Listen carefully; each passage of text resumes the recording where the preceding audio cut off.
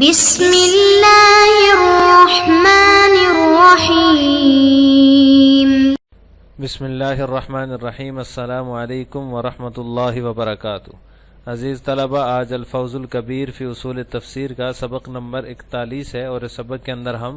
قرآن میں منافقین کے ذکر کا سبب اور منافق کی نشانیاں پڑھیں گے۔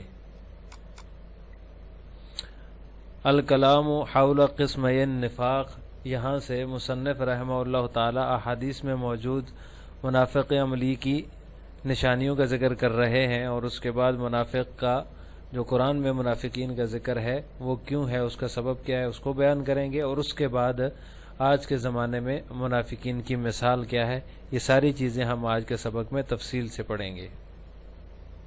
الکلام حول قسمي النفاق، وهذا القسم من النفاق هو النفاق الأعمال والأخلاق، ولا يمكن الاطلاع على النفاق الأول بعد سيدنا محمد صلى الله عليه وسلم لأنه من الأمور المغيبة، ولا يمكن الاطلاع على مكنونات القلوب، والنفاق الثاني كثير الوقوع لا سيما في عصرنا، وإليه جاءت الإشارة في الحديث 4 من كن فيه كان منافقا خالصا، اذا اؤتمن خان، واذا حدث كذب، واذا عاهد غدر، واذا خاصم فجر، وقال هم المنافق بطنه وهم المؤمن فرسه، الى غیر ذلك من الاحادیث۔ اوپر ضعف اعتقاد کی وجہ سے جو منافقین کی قسمیں بیان کی تھیں اس کے بارے میں فرما رہے ہیں کہ یہ جو قسم ہے نفاق کی ہے، نفاق عملی اور نفاق اخلاقی کی قسم ہے۔ ولا يمكن الاطلاع على النفاق الاول، لیکن جو پہلی قسم ہے یعنی جو نفاق اعتقادی ہے اس پر مطلع ہونا آپ صلی اللہ علیہ وسلم کے بعد ممکن نہیں ہے، لأنه من الامور المغیبہ، کیونکہ یہ علم غیب کی قسم سے ہے۔ ولا يمكن الاطلاع على مكنونات القلوب، اور اس چیز کا پتہ لگا لینا جو دلوں میں مخفی ہو ممکن نہیں ہوتا۔ والنفاق الثانی كثير الوقوع لا سيما في عصرنا، اور دوسرا نفاق کثیر الوقوع ہے، بہت زیادہ پایا جاتا ہے بالخصوص ہمارے زمانے میں۔ وإلیہ جاءت الاشارہ فی الحدیث شریف، حدیث شریف کے اسی کی طرف اشارہ کیا گیا ہے۔ 4 من کن فیہ کان منافقا خالصا، جس کے اندر یہ 4 باتیں پائی جائیں، 4 خصلتیں پائی جائیں، وہ منافق خالص ہوگا، یعنی خالص منافق ہوگا۔ جب وہ اس کے پاس امانت رکھوائی جائے تو وہ خیانت کرے، جب بات کرے تو جھوٹ بولے، وَإِذَا عَاهَدَ غَدَرَ، اور جب وہ وعدہ کرے تو وعدے کی خلاف ورزی کرے، وَإِذَا خَاصَمَ فَجَرَ، اور جب وہ جھگڑے تو گالی دے، وَقَالَ هَمُّ الْمُنَافِقِ بَطْنُهُ وَهَمُّ الْمُؤْمِنِ فَرَسُهُ إِلَى غَيْرِ ذَلِكَ مِنَ الْأَحَادِيثِ، اور منافق کا مقصود اس کا پیٹ ہے، اور مومن کا مقصود اس کا گھوڑا ہے، اس کے علاوہ جو احادیث ہیں۔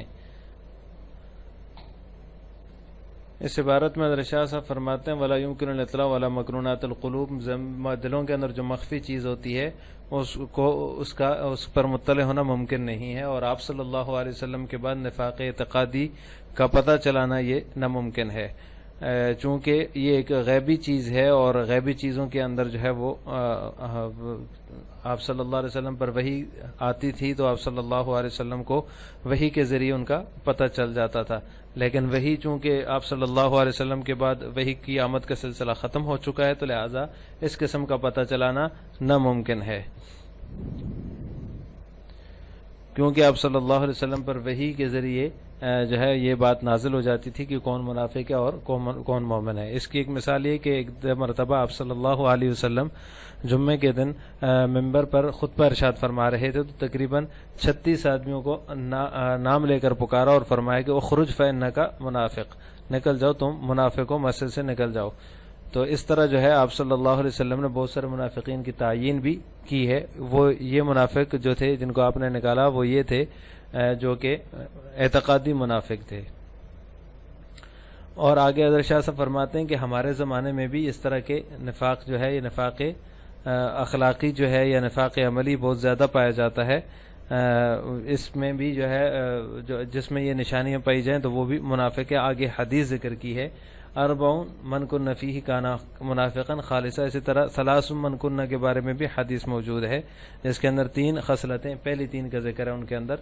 تو یہ 3 خصلتیں پائی جائیں تو وہ منافق ہوگا۔ ان میں سے پہلی یہ ہے کہ جب اس کے پاس کوئی امانت رکھوائی جائے تو وہ خیانت کرے، جب بات کرے تو جھوٹ بولے، یہ دوسری ہے، اور تیسری جب وہ وعدہ کرے تو دھوکہ دے، اور جب جھگڑا ہو جائے اس کا کسی کے ساتھ تو وہ گالم گلوچ کرے۔ تو یہ جو نشانیاں ہیں یہ منافق کی نشانیاں ہیں، یہ 4 بری عادات جو ہیں وہ منافقین کے اندر پائی جاتی ہیں، اور بری خصلتیں منافقین کی ہیں، مسلمانوں کو اس سے اجتناب کرنا چاہیے۔ الغرض من ذکر احوال المنافقین فی القرآن العظیم، وقد کشف اللہ تعالی فی القرآن العظیم عن معایب المنافقین واعمالہم، وذکر من احوال الفریقین اشیاء کثیرہ لتحترز الامۃ باسرها منها۔ یہاں سے مصنف رحمہ اللہ تعالیٰ قرآن کریم میں منافقین کے ذکر کی وجہ کا بیان کر رہے ہیں، اس کی وجہ ذکر کر رہے ہیں کہ منافقین کا ذکر اللہ تعالیٰ نے قرآن کریم میں کیوں فرمایا ہے۔ تو قرآن کریم میں اللہ تعالیٰ نے منافقین کا ذکر اس لیے کیا تاکہ امت جو ہے اس قسم کے اخلاق اور اعمال سے بچے اجتناب کرے، جس طرح کے اخلاق اور اعمال منافقین کے ہیں، اور وہ کون سے ہیں جو کہ حدیث کے اندر بیان ہوئے ہیں۔ جب امانت رکھوائی جائے تو خیانت کرنا، اور جب بات کرتے ہوئے جھوٹ بولنا، اور جب کوئی وعدہ کیا جائے تو اس کی خلاف ورزی کرنا، اور جب جھگڑا ہو تو گالم گلوچ کرنا۔ یہ 4 نشانیاں جو ہیں یہ خالص منافق کی نشانیاں ہیں۔ ان چیزوں سے تاکہ مسلمان اجتناب کریں، ان بری عادات اور ان بری خصلتوں سے اجتناب کریں۔ یہاں پر یہ سوال پیدا ہو سکتا ہے کہ حدیث میں جو منافق کی نشانیاں بیان ہوئی ہیں وہ تو آج کل ہر مسلمان میں پائی جاتی ہیں، مسلمان بھی ان عادات اور خصلتوں کا شکار ہیں، تو کیا وہ بھی منافق کہلائیں گے؟ خالص منافق کی نشانیاں یہ بیان ہوئی ہیں حدیث کے اندر۔ تو اس کا جواب یہ دیا جاتا ہے کہ نمبر 1 یہ کہ جس مسلمان میں یہ برائیاں پائی جائیں تو وہ اخلاقی منافق ہوگا، اس کو اپنی اصلاح کی فکر کرنی چاہیے۔ کسی کو منافق کہنے میں بہت احتیاط سے کام لینا ضروری ہے، ہر کسی کو منافق نہیں کہا جا سکتا۔ اور دوسرا جواب یہ کہ حدیث میں تشبیہ سے مقصود ہے، حقیقت مراد نہیں ہے، کہ حقیقت میں وہ شخص منافق نہیں ہوگا بلکہ منافقین کے مشابہ ہو جائے گا جس کے اندر یہ عادات اور صفات پائی جائیں۔ جیسے کسی کے اندر شجاعت اور بہادری ہو تو اس کو شیر کہا جاتا ہے، تو وہ تشبیہ ہوتی ہے شیر کے ساتھ، حقیقی شیر تو وہ نہیں ہوتا۔ اس طرح اگر کسی مسلمان میں یہ خصلتیں اور بری عادات پائی جائیں تو وہ بھی منافقین کے مشابہ ہوگا۔ اور تیسرا جواب یہ کہ حدیث کا منشا یہ کہ منافق وہ ہوگا جو عادی ہو، نہ کہ جس سے اتفاقی سرزد ہوں۔ یعنی یہ جو بری عادات ہیں جن کا حدیث کے اندر بیان ہوا ہے، کسی میں 3 ہیں کسی میں 4 ہیں، تو یہ جو بری عادات اور بری خصلتیں ہیں، اگر کوئی شخص ان کا عادی ہے تو وہ منافق ہی عادی ہوگا، اس کا مسلمان ان کا عادی نہیں ہوگا۔ اگر کسی سے اتفاقی سرزد ہو گئی، پھر وہ نادم ہو گیا اور اس نے توبہ کر لی، تو وہ جو ہے اس سے مراد نہیں ہے۔ حدیث کا منشا منافق عادی، یعنی جو جس کے اندر یہ برائیاں جس کی عادت بن چکی ہو وہ مراد ہے، اور وہ منافق ہی ہوگا، مسلمان نہیں ہو سکتا۔ آگے حضرت شاہ صاحب رحمہ اللہ تعالیٰ آج کے زمانے میں منافقین کا نمونہ بیان کر رہے ہیں کہ اگر تو منافقین کا نمونہ دیکھنا چاہتا ہے تو عمراء کی مجالس میں جا کر ان کے جو مصاحبین ہوتے ہیں ان کو دیکھ لے، کیونکہ وہ عمراء کی مرضی کو شارع کی مرضی پر ترجیح دیتے ہیں، اور جو ہے کوئی فرق نہیں انصاف کی روح سے ان منافقین میں جنہوں نے حضور اکرم صلی اللہ علیہ وسلم سے بلا واسطہ کلام سنا، یعنی ان میں اور ان میں کوئی فرق نہیں ہے۔ اور نفاق کی روش جو ہے انہوں نے اختیار کی، اور ان میں جو زمانے میں پیدا ہوئے، اس زمانے میں جو پیدا ہوئے اور جو آپ صلی اللہ علیہ وسلم کے زمانے میں تھے، ان میں اور ان میں کوئی فرق نہیں ہے۔ تو لہٰذا اگر تجھے منافقین کا نمونہ دیکھنا ہے تو عمراء کی مجالس میں جا کر ان کے مصاحبین جو ہوتے ہیں، کیونکہ وہ ان کی مرضی کو شارع کی مرضی پر ترجیح دیتے ہیں، اس لیے ان پر قیاس کیا گیا ہے کہ جو ہے وہ جس طرح کے وہ منافقین تھے وہ بھی آپ صلی اللہ علیہ وسلم کی مرضی کے خلاف، اللہ تعالیٰ کی مرضی کے خلاف کرتے تھے، یہ بھی اللہ تعالیٰ کی مرضی کے خلاف کرتے ہیں، تو لہٰذا ان میں اور ان میں کوئی فرق نہیں ہے۔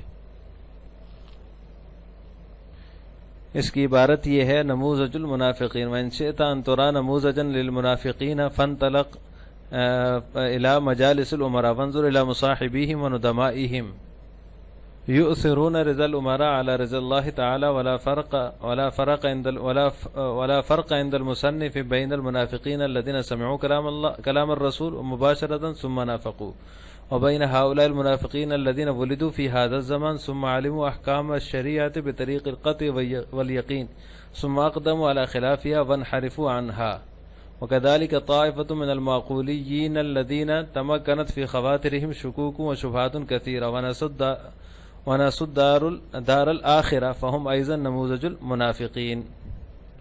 اس کا ترجمہ یہ ہے کہ اگر تو یہ دیکھنا چاہتا ہے کہ منافقین کا نمونہ اور مثال کیا ہے تو عمراء کی مجالس میں جا کر ان کے مصاحبین اور ان کے جو شریک ہوتے ہیں ان کو دیکھ لو، جو کہ اپنے عمراء کی مرضی کو اللہ تعالیٰ کی مرضی پر ترجیح دیتے ہیں. اور مصنف کے نزدیک منافقین میں جنہوں نے براہ راست آپ صلی اللہ علیہ وسلم سے کلام سنا پھر وہ منافق ہوئے، اور ان منافقین کے نزدیک جو اس زمانے میں پیدا ہوئے کوئی فرق نہیں ہے. پھر انہوں نے احکام شریعت کو یقین اور قطعی اور یقینی طور پر جو ہے وہ جان لیا، پھر ثم اقدموا علی خلافیہ، پھر اس کے خلاف کیا، وانحرفوا عنہا، اور اس سے انحراف کیا. اور اسی طرح جو معقولین ہیں ان کی جو جماعت ہے وہ جن کے دلوں میں شکوک و شبہات جو ہے وہ جاگزیں ہو چکے ہیں بہت زیادہ، اور انہوں نے آخرت کو بلا دیا، فہم ایضا نموذج المنافقین، وہ بھی منافقین کا نمونہ اور مثال ہیں. آگے شاہ صاحب فرماتے ہیں القرآن کتاب کل عصر، قرآن جو ہے وہ ہر زمانے کی کتاب ہے. وعلی کل فاذا قرأت القرآن فلا تحسب ان المخاصمة كانت مع قوم انقرضوا كلا بل ما من بلاء كان فيما سبق من الزمان الا وهو موجود اليوم بطريق الانموذج كما ورد في الحديث الشريف لتتبعن سنن من كان قبلكم. فمقصود القرآن بيان كليات تلك المفاسد لا خصوص الحوادث. حضرت شاہ صاحب فرماتے ہیں کہ جب تو قرآن کی تلاوت کرے تو یہ نہ سمجھ، تو یہ گمان نہ کر کہ مباحثہ جو ہے وہ مع قوم انقرضوا ایک خاص قوم سے تھا جو کہ گزر چکی. کلا، ہرگز نہیں، بلکہ یہ واقعہ یہ ہے کہ کوئی بلا گزشتہ زمانے میں نہ تھی الا وهو موجود اليوم، مگر یہ کہ وہ آج بھی موجود ہے، اس کا نمونہ آج بھی موجود ہے. کما ورد فی الحدیث شریف، جیسے کہ حدیث شریف میں وارد ہوا ہے کہ لتتبعون سنن من کان قبلکم، تم پیروی کرو گے اپنوں سے پہلوں کی. فمقصود القرآن الکریم بیان کلیات تلک المفاسد، تو قرآن کریم کا جو مقصود اصلی ہے وہ ان مفاسد کے کلیات کا بیان ہے، لا خصوص الحوادث، نہ کہ مخصوص واقعات اور ان واقعات کی خصوصیات. هذا ما تيسر لي في هذا الكتاب من بيان عقائد الفرق الضالة والردود عليها، وأظن أن هذا القدر كاف في فهم معاني آيات الجدل إن شاء الله تعالى. اور مذکورہ گمراہ فرقوں کے عقائد کا بیان اور ان کے جوابوں کی جو تقریر ہے، والردود علیہ، اور ان کے جوابوں کی جو تقریر ہے، وہ فرماتے ہیں شاہ صاحب جو اس کتاب میں مجھ سے ہو سکی ہے. هذا ما تيسر لي في هذا الكتاب، جو اس کتاب میں مجھ سے ہو سکی ہے، اور یہ جو مقدار ہے، هذا القدر، یہ جو مقدار ہے آیات مخاصمہ کو سمجھنے کے لیے کافی ہے انشاءاللہ تعالی.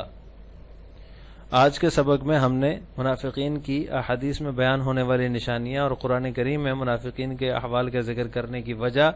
اور آج کے زمانے میں جو ہے ان کے نمونے اور مثال کا بیان تفصیل سے پڑھا ہے.